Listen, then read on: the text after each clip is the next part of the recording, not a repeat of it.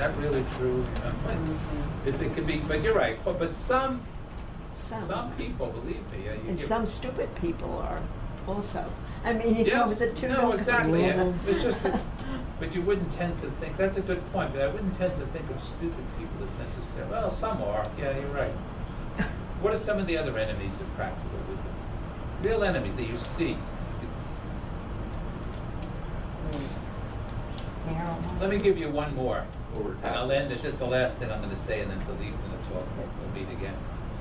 There's a wonderful book I'd recommend to all of you on practical wisdom. And it's short and it's readable.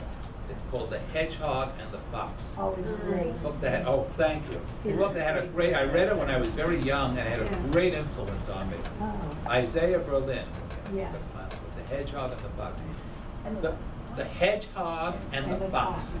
And this is from a Greek poem. This said, the hedgehog knows one big thing, but the fox knows many little things. You don't make little Greek things. And what Berlin said, and what it's been backed up by all sorts of research, is that if you know one big thing, you can get away with murder. You can get followers. I'm right. I'm going to make America great again. I'm right. You're going to go to heaven if you do this.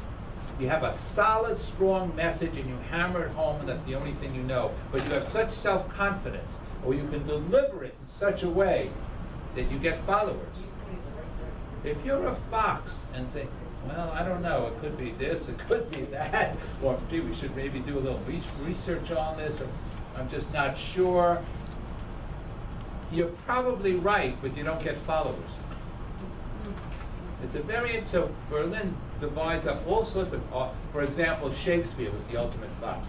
No one knows what he actually believed, if anything, but he certainly had all sorts of points of view in his work and all.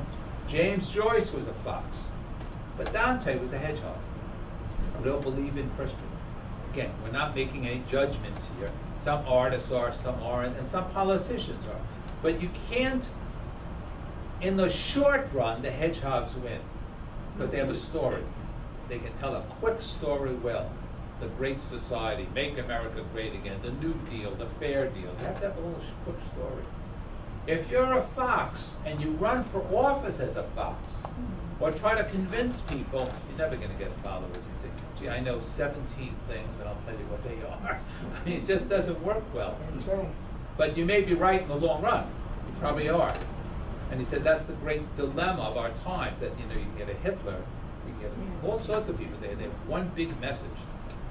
And usually it comes as a story or an A.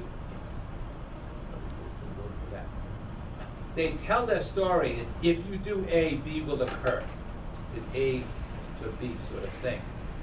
The other way is saying, well, I know a lot of you should look at this, it should be evaluated, things like that. Oh, right, you're right. So I recommend that. There's a lot of, maybe towards the end of these sessions, I'll recommend other books, but that's a short one. It's about Tolstoy. Actually, he wrote about Tolstoy, but most of the book is about the difference. And there's wonderful research that was done to back up a lot of that. Okay, I'll stop here. Dilip's going to finish up this session, and thank you very much. It's always a treat to be around. So the way it's going to happen is, in the next session, Larry's going to continue for a while, and then I'll come on and talk about Vedanta for a while. I just want to, we'll end with 2 or 3 quick stories. Larry mentioned Robert McNamara in the context of power. And of course, Robert McNamara, when he was at Ford, was not the only intelligent person. In fact, Ford had a whole bunch of whiz kids. And then he went to the Department of Defense, and when McNamara went to the Department of Defense, they said that the average IQ went up in both places.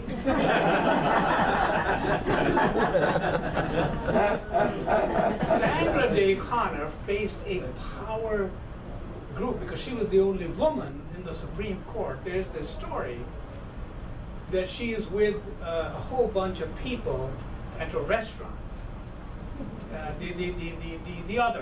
The other justices. So she's sitting there with all these other justices, and the waiter, of course, comes to her first, And he says to her, "What will you have?"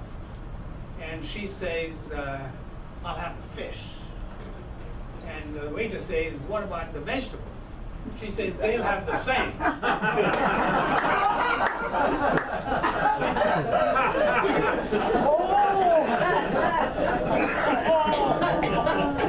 The most famous person in wisdom is probably Solomon. Have you heard Solomon? Wisdom of Solomon. 50 years ago, when I came here to the States, 9 days after I came here, at a student party, across the room, I saw this beautiful woman, and it felt to me like a spotlight was on her. Well, this person is here. She's married to me now. She's married to me now. Her name is Estelle. And Estelle, would you tell the story of Solomon? Well, we were talking last night, and I said, King Solomon is the ultimate wise person, because here he confronted a situation where two women were insisting that this child was each one. And each one wanted that child. And how was he going to resolve this issue? Of course, we all know the story. Either he draws out a knife or not a knife, a sword, and he said he will cut this child in half. And of course, the real mother said, "No, better for me not to have, but at least keep the child whole." And that, to me, is the ultimate wisdom. Thank you. There's another one where a mother is so smart, the two kids always fight over whatever it is, so she has to keep the cake. She has one kid cut the cake and the other kid pick first. Oh, yeah.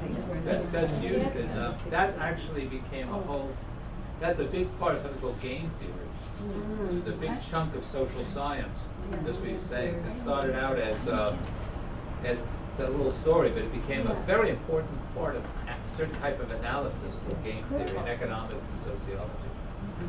This is a wonderful group. Yeah, thank you. And you all contributed to Yeah, it. thank you. As we get to know each other and when this whole builds up, you will see how all these ideas come together. Thank you. Thank you.